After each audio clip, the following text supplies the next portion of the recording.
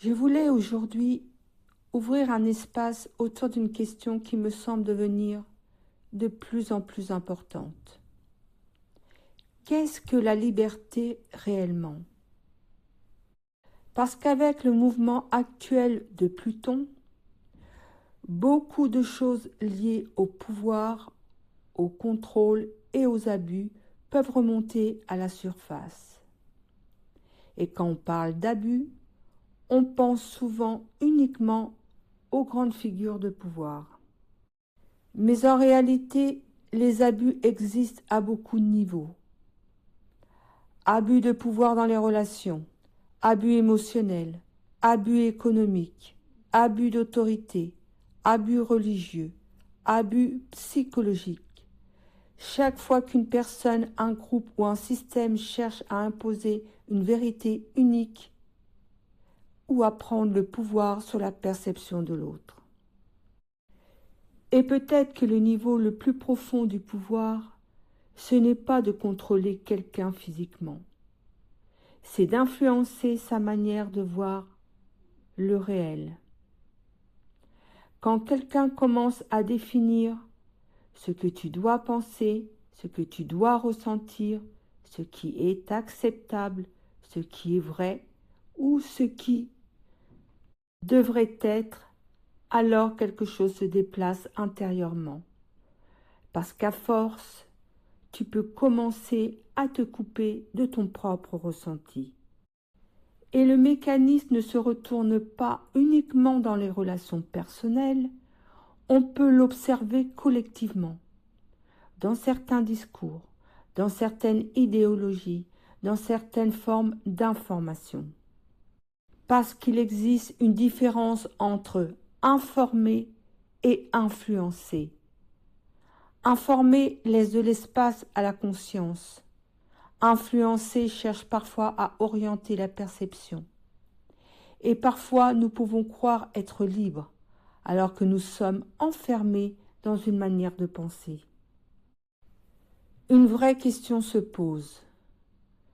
Est-ce que je pense encore par moi-même ou est-ce que je répète inconsciemment ce que j'ai intégré autour de moi? Parce que la liberté n'est peut-être pas seulement le fait de pouvoir parler. La liberté, c'est aussi pouvoir ressentir, observer, réfléchir, sans abandonner sa conscience à une autorité extérieure. Cela demande quelque chose de très difficile aujourd'hui. La capacité d'entendre une idée différente sans immédiatement avoir besoin de la combattre ou de s'y soumettre. Cela demande de rester ouvert, sans se perdre, écouter sans abandonner son discernement. Parce qu'au fond, beaucoup de mécanismes de pouvoir fonctionnent sur la peur d'être jeté, la peur d'être seul, la peur d'être exclu du groupe, la peur de penser différemment. Alors, beaucoup de personnes préfèrent parfois appartenir plutôt que de ressentir profondément ce qu'elles pensent réellement. Et c'est là que Pluton vient justement révéler cela. Les endroits où nous avons donné notre pouvoir de perception à l'extérieur. Les endroits où nous avons accepté certaines vérités sans les questionner.